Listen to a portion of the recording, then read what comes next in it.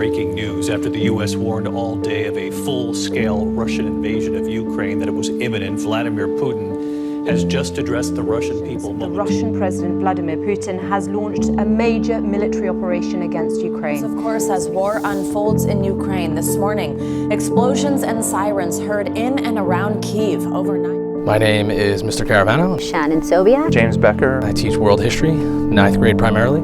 I'm a history teacher at Pinelands, and I teach U.S. history and advanced placement European history. Surveys of law, sociology, and world studies.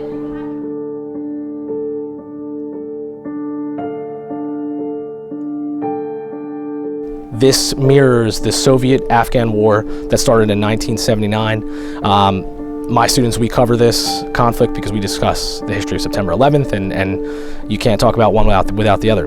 So for me, this event almost directly mirrors the Soviet-Afghan War of 1979. So essentially, the Russians had invaded Afghanistan, and when they invaded Afghanistan, they thought they could quickly and easily take over this third world nation.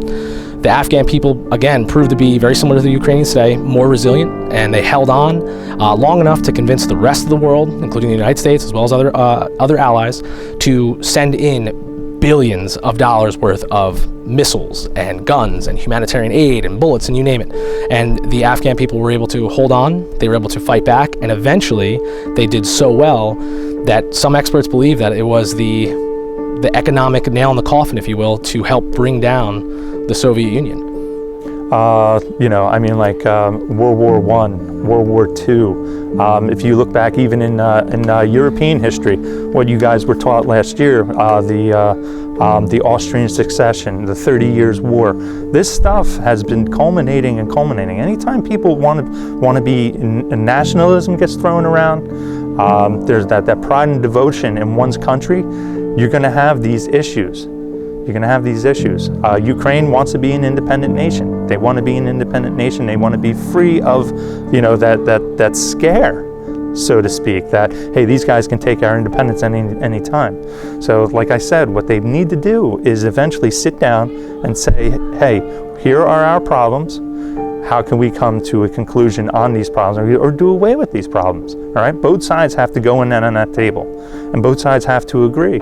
We'll give back this territory because I believe at the end of the day it's over territory. All right, for us to keep going on now, I can't say merry because it's not merry over there at all, but to go along on our way, we have to sit down and we have to knock out some of these issues that we have. What we saw with Germany during the First World War and how their aggressiveness went unchecked, and we adopted this idea of appeasement, and that didn't work. And so what we experienced in World War I with these aggressive nations taking over the entirety of Europe is what I fear we could see happen if we do not check Russia as a nation for what they're going to do. Similarly, you could see it in European history under the French Revolution, under the Napoleonic era.